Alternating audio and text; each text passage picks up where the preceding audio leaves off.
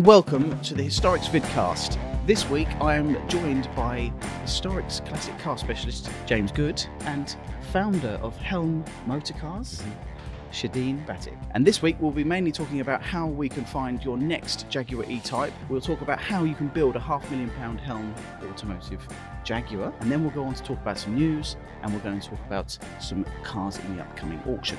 But straight into it, guys. E-Types. Now, you restore E-Types today. Everyone's favourite. We've sold plenty of E-Types. Many, many, many. Now, they're amongst the most popular cars that we sell, in fairness. They're very popular on these shores. Of course, famously donned by Enzo Ferrari as the most beautiful car in the world. Very true. But what makes a good one? There's obviously different variants. It's always the most difficult car to advise a friend to buy. The prices, dodge around so much. Yeah. The rust aspect is always a problem, as I'm sure Shay will know. And matching numbers. Do you buy a 3.8? Is it a Roadster? Is it a fixed head? Is it 2+2? Which one does one buy? So there's three main variants for anyone that isn't familiar. Of course, you've got the Series 1, the Series 2, and the Series 3. Yep. And obviously within that, especially within the 1, you've got early cars. So Series 1, Coupe and Roadster, that had a 3.8 and then a 4.2 engine. Then it went to a Series 2. That was with a 4.2. Now, what are the differences on a Series 2? Same body. Yeah. Different bonnet and different rear end. Yeah. Different drivability because it was an updated version of the Series 1. Yeah. And then the Series 3 went to a big seat change. Of course, they suddenly had the V12 engine, larger tires, so it became a much more practical car. Although, and shoot me if I'm wrong here, started to become, in my book, a little bit less pretty. Is that fair? Well, the windscreen line changed, didn't it? Gradually, it sort of moved up till it was almost vertical, and it had a rather sort of protruding roof line against the bonnet, which has always remained sleek. Yeah. So it got sort of higher and higher to cope with the 2+2 aspect. Yeah. Which in my opinion, made it ugly. Yeah. So purchasing-wise, of course, so everyone really covets the Series 1. They're the highest values. They're the ones that people tend to put their money into, correct? And you've probably seen that from a restoration point of view. A lot more people are interested in restoring and having Helm versions of the Series 1, I presume. Yeah. What's the good investment level? I mean, because prices can range from 50 up to, I'd say, £500,000 and more. Very true. I think the probably 4.2 Roadster, it's a great engine, great sort of lazy engine, great touring. It's probably a bit more affordable, let's say, than, say, 3.8 flat floor, which is obviously the creme de la creme. And I think as an entry-level Roadster, if you're looking for one, that's probably a good way to go. But if you want entry-level at the top level, then you're looking at the 3.8. Yeah. I don't think it matters anymore for flat floor. It matters only if the car's going back to fully original. Yeah. And it numbers has matching. Yeah. Numbers matching and huge amount of history file. So if you've got a very early flat floor and you've got all the provenance and all matching numbers, that of course ticks a lot of boxes. But if you're missing, if you've got an engine change, for instance, that starts to drop back into sort of an also-ran value perspective. So out of all of those, where would you put your money right now? If you were purchasing an E-Type and let's say you weren't restoring it to become a Helm, where would you think the pinch point? Where's the best Personally, value? I'd have an early 3.8 fixed head. You would. I'm a big fan of fixed heads. They're very pretty. They're a bit more practical. You don't get necessarily the leaks that come with a Roadster, even though some might have a hard top if you're lucky. But that's what I would. You'd do that's where my money would coupe, go. Yeah, Series 1. Absolutely. You'd put your money in that. I get the brakes uprated. Yep. I get the engine tweaked. We've got a new customer. I don't think I'm in the bad. £500,000, Shay, but that's where I put my money. Yeah. I mean, where do your clients mainly put their money? Which model do they normally go for? We only use the Series 1. Oh, okay. 3.8 and 4.2s. Right. Mainly because we focus on the art aspect of the car. Right. The Series 1s, as you know, they're the strongest cars. What are the weak points on the E-Type? What's the typical thing that you would see time after time after time that would always have to be looked at? Seals, engine frames. Yep. So mainly it's always going to be structural. I've looked at your website. They obviously go right way back.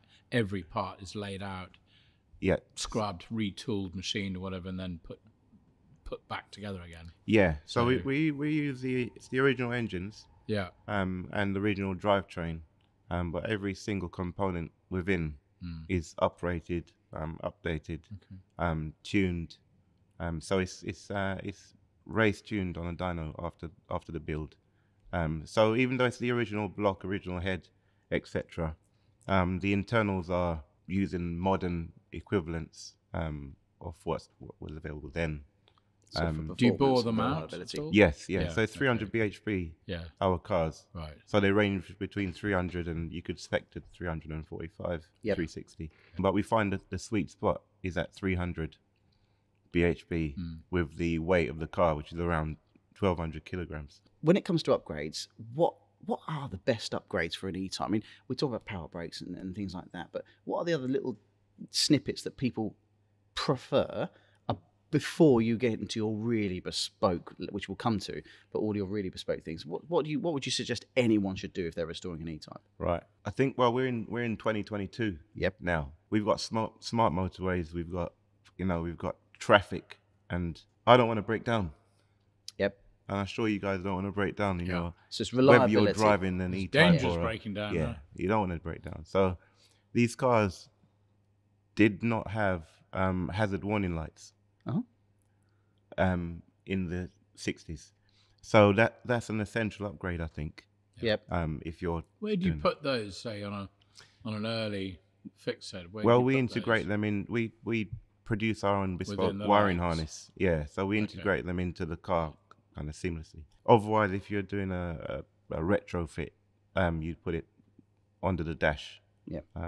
Driver's side. So generally speaking, most upgrades that people are going to really want to spend money on. So if you purchase yourself an E-Type and you think, okay, I'm going to slightly upgrade it straight into brakes. You've got to do I think brakes. that's with any car. And because suspension, you've got to do the brakes. They never handled very well. No, they didn't. E-Types. No. But in fairness, wallowy. That can be part of driving a classic car, can't it, in the originality? But ultimately, the problem is the car in front of you can brake on a sixpence and you can't, because you're in a car that brakes were designed 50, 60 years ago.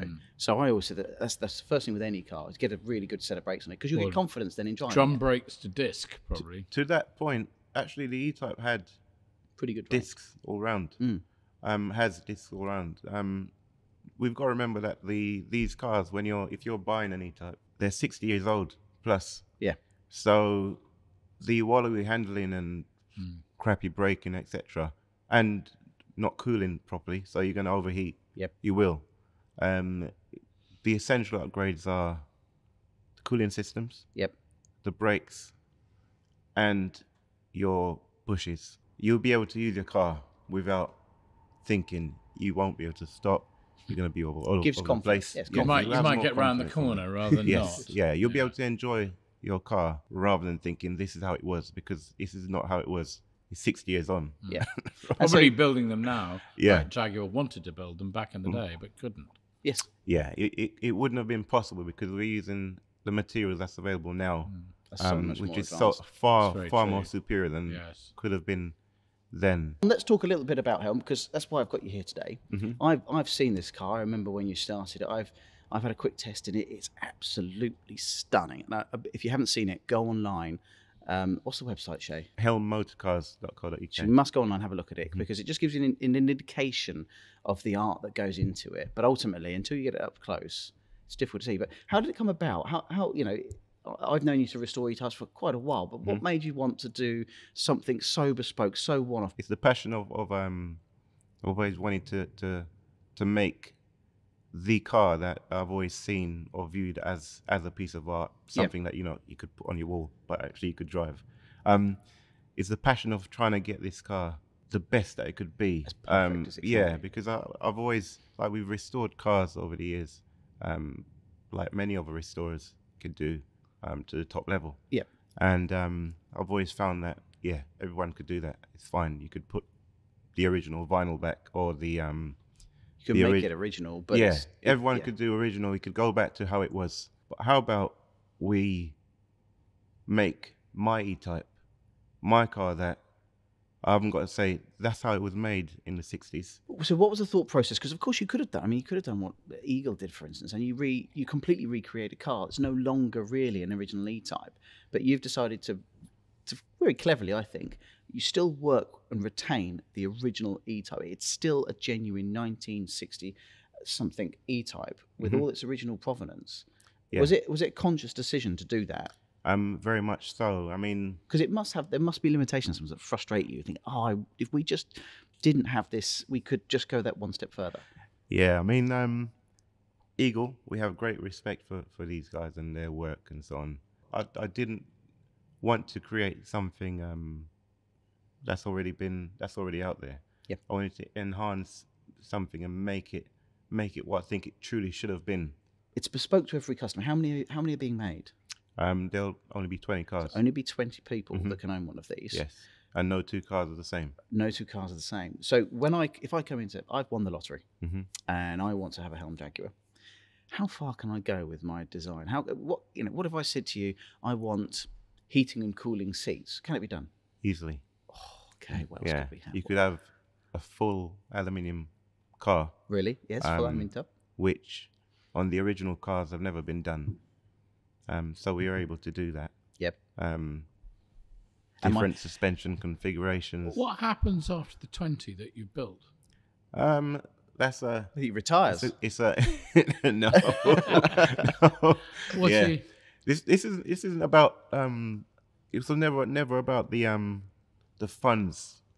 I think it was always about the passion of wanting to do this and so make it a limited production line. Yes, yeah. I mean, my I consider myself an artist. Yeah, because you can still restore cars that aren't Helm. Once you finish, you can still carry on, but it's creating these 20 cars that you can sit there and say, they were mine. I did those. Those are part of history now. Yeah, it's the art from the artist. Yeah. So with Helm, if someone's really interested, even if want to have a look, where's the best place? Other than the website, have you got anything coming up? You got any places you're exhibiting this year? Possibly the concours, but we're more gearing up for next year. Yep. There's quite a lot happening next year. Yeah. And, push your cars towards Top Gear, maybe, or something. Possible. Get them on television, We'll see. You're obviously in talks. We'll see if we can get Vicky to have a look round. Exactly. Maybe take for a little test Vicky drive. may be able to. Yeah. No pressure, Vicky. But yeah, I think she'll be a good driver, a good test. I think you said you've got one with a 6-speed gearbox coming out. Yes, yeah. So we're constantly upgrading our press test car. Yeah. And so we're upgrading to a 6-speed manual. Yeah, nice. 300 brake horsepower, 6-speed manual. Yeah. Where's the gearbox from? It's a bespoke gearbox, Getrag. Okay, Getrag. Yeah, okay. yeah. So we're looking forward to that. Let's move on to our next auction. We are literally hip deep in consignments at the moment. We're going to Windsor View Lakes. We've got a couple of cars. I've shown you what we've got. You've seen them online. That is ever evolving. Go to www.historics.co.uk because it is changing daily. What have you seen so far that would be your top 2 picks? There are 2 cars, certainly, that I've consigned, which I think are quite interesting. It doesn't have to be what you've consigned. That's just selfish. What about what I've consigned? You're like Dom. Go on. No, I'm being selfish. There's an Alfa Romeo 2600 Sprint, which was bought by my client initially to rally. He spent a fortune on the underside. We were talking about, decaying chassis and rust and so on. Alfa Romeos are very prone to that. So he spent £11,500 on the underneath of the car, floor pan, chassis, etc. This engine is fantastic, 6-cylinder, 2.6.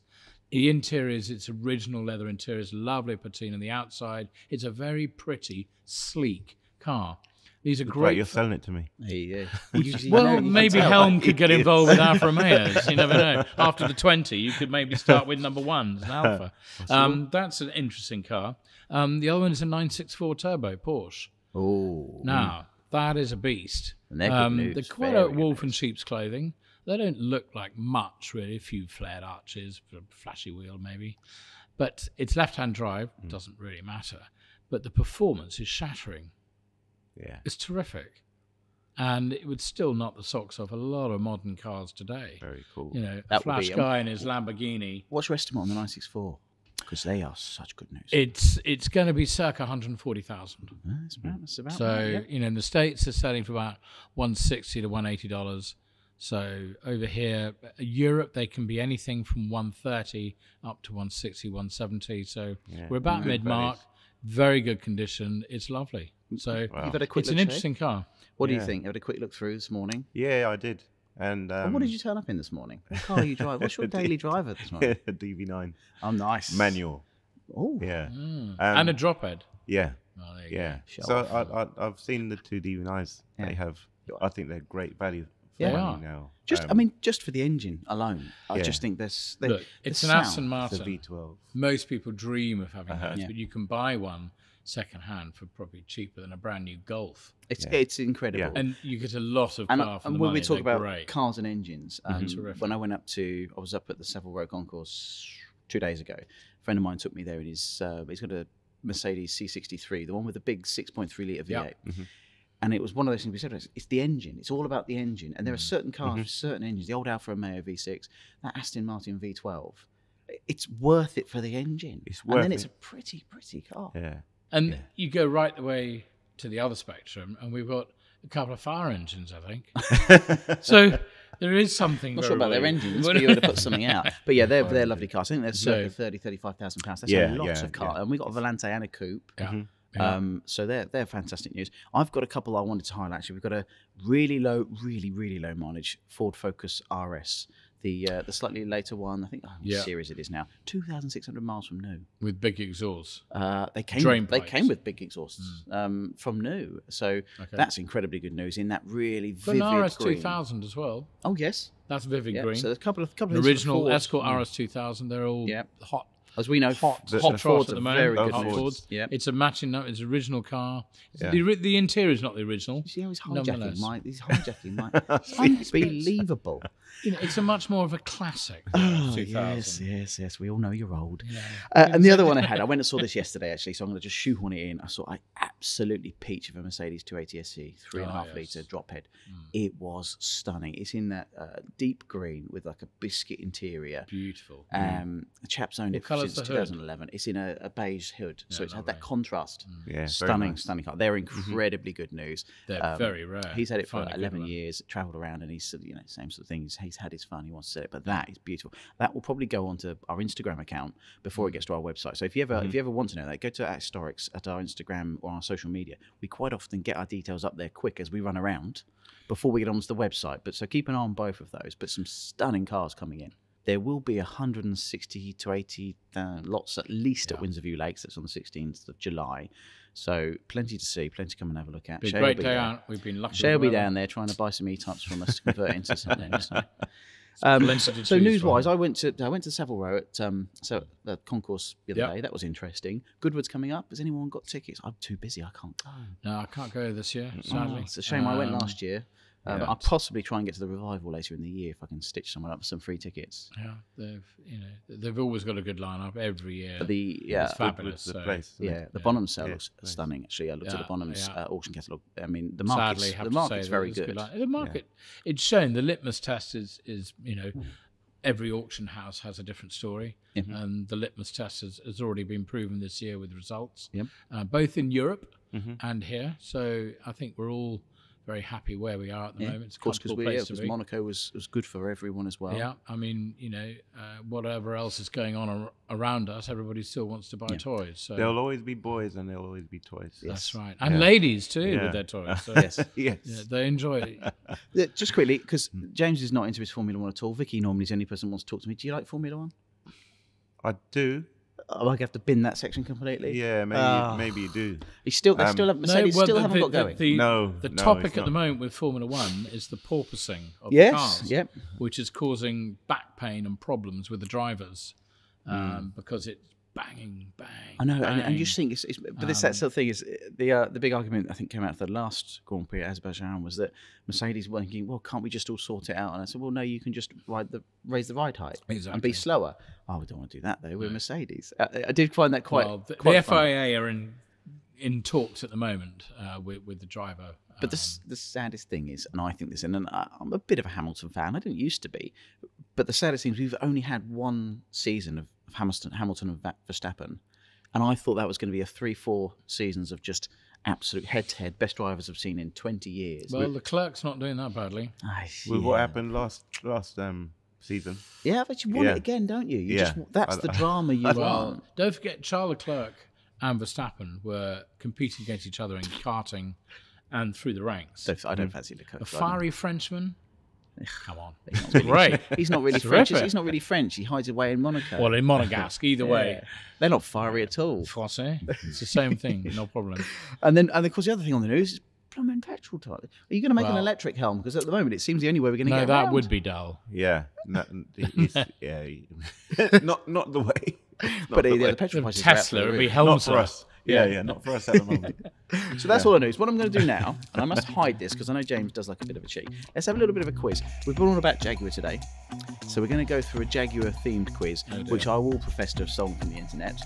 But still, Shay should be very good at this, I hope. And you should know just as well, to be honest with you. You're about as old as an E-Type. Thank you. So question 1. Are we ready? Viewers at home, you can answer 2 as well, so I'll little pause. The Jaguar brand, as we know it today, was originally named Swallow Sidecar Company. It was founded by 2 men in 1922. What were their names? I'll give you 3 options. Was it Will Wallace and Alec Isinius? Will Wallace and Will Walmsley? Or Carl Benz and August Horch? Will and Will. Straight in. Certainly not as a Guinness. Yeah, exactly. So Will Wallace and Will Walmsley in 1922.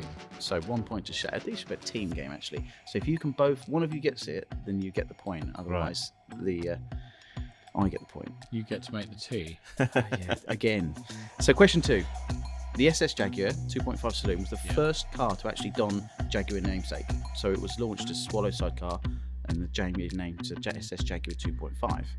Now, what year was that? Was it 1925, 1935, or 1945? 35. Jesus, you guys know your stuff. Okay, yes, 1935. Did you know that? Then? No, but I mean, we're approaching the questions I would have got right. So those 2 early doors, I don't think I'd have got. Actually, I think I would have got Will and Will. Only on a case. Only first name basis, right? Yeah, of course. Okay, and then number 3. Okay, so obviously they had to drop the SS brand name. It wasn't really appropriate anymore, and then they changed it to Jaguar Cars Limited. But which year did it become Jaguar Cars Limited? Now, I'm not sure I should give you choices here. I think you should just tell me. 1945, I think. 45? Absolutely bang on. It was 45. I didn't even have to give you the choices. Boom. There you go. Knows his background. Okay, XKSS, Special Jaguar. Road-going version of the D-Type, of course. Yep. The factory fire actually ended production of this, as many will know. If you don't, there you go. Very few models were produced, but how many? Was it, I'll give you a couple of options, 16, 350, or 2,433? 16. That's it. Low. Yeah. 16. 16, bang on. Yep. 16. And they've made a few since. Yes. Well, I mean, as a quizmaster, I'm not doing very well here. You've got everyone right. Okay. Next one. E-Type was on sale from 1961 all the way through to 1974. But can you guess roughly how many units were built? I'm not going to give you the exact number. No one. Roughly between 1, 2, and Series 3, how many were built? Is that in total? In total. Now, I've got 3 numbers, or we can do nearest the pin. Which one do you want to go for? Go on. Let's go nearest the pin for the I have Go on. around 70,000 E-Types were made. James, what do you think? Go 70,001. Then you've got the upper ground. I think it may be a bit more. Go on. What do you think? 80,000. Okay. You should have gone 70,001. Listen to the quizmaster. It was actually 72,515. Whether that's exact to the number, but that's why he must enough. pay £500,000 because he knows it. Question 6. The XJS, of course, followed on from the E-Type in the 80s, went on for 1996. Blimey. The 6-litre V12. I like those. Do you? I hate them. There's some. I don't know. Dom likes I'm those. 80s. Yes, he does. Yeah. 80s. I'm Do an you 80s like guy. Yeah. Oh, we okay. see where Helm's going next. Yeah. The Helm XJS. What a I don't know. No, there's a thing. Yeah, you'd need a protest. Well, look after those engines. You're going to need a few mechanics. So that's 6-litre V12, largest on offer. How much horsepower in that engine from a 6-litre V12? I'm going to give you 3 choices this time. 256, 306, or 430 brake horsepower. 306. I don't know this one. I'll go with 256. It's 306. Oh. It's not a lot from a 6-litre V12, but they didn't have much power then. That's probably more than the Half Americans. the time they didn't work. Yeah. And if you get 6-litre V8 from the States, it's barely 56 brake horsepower. So I suppose they're doing better there. Question 7, going a bit modern here. What was the first? This is when they really ruined it, really, Jaguar, wasn't it? What was the first diesel car produced by Jaguar? Oh dear. Was it the X-Type, the S-Type, or the XS? X-Type, I think it was. Yeah. It was, yeah. Wasn't that on a Sierra chassis or something? Yeah. The only one that anyone ever wanted was the Estate with the four-wheel drive, wasn't it? It's the only one that everyone actually liked from that X-Type. It was the Estate one. It was a Mondeo, basically, wasn't it? Yeah, Mondeo with Jaguar The lights. sort of one where Clarkson probably fired out of a cannon into a gravel pit somewhere. When do we get the budget for that? It'd be Well, great, wouldn't it? If Mark gives us a budget to start doing crazy stuff like that. Yeah, it'd be You fun. know, there's plenty of cranes around here. We could just drop things from cranes. See which chassis had the best. Yeah. So, and then finally, if you can remember, what's my favourite E-Type? We've talked about it. Have you been listening? Series 1, dark colour. Roadster or coupe? Roadster. You are listening. Well I think done. you should change. Who was listening? Go on. Yes, see, you were listening. Right, so we should probably wrap this up, chaps. Yep. It's getting warm in here, and you've got work to do. You've got someone's car to work on, I assume. Yeah, I do. And we've got to go and consign some more cars for July. So if you remember this, please do remember to go and check us out on YouTube. Like, subscribe, bell icon, all of that stuff, so it keeps you up to date with everything we do. We've got a Driving in Cars with Vicky and Tom coming up, and we're at Windsor. I think those guys will probably do the podcast with me, with the pros, should I say. Not like us amateurs. I think we're quite entertaining, don't you? I'm rude. So keep your eyes peeled for that. If you want to follow us all on socials, Shay, what's your Instagram? Helm Automotive. So at Helm Automotive, follow Shay. Myself, at Mathew Priddy. If you want to follow James, you're going to have to find a carrier pigeon. Just I don't think he even understands. follow me in a traffic jam. Instagram, I think he called it yesterday. So that's goodbye from me. Goodbye from Shay. Thank you. Goodbye from James. And it's good night from him. Yes, and we'll see you very shortly. Thank you very much for listening.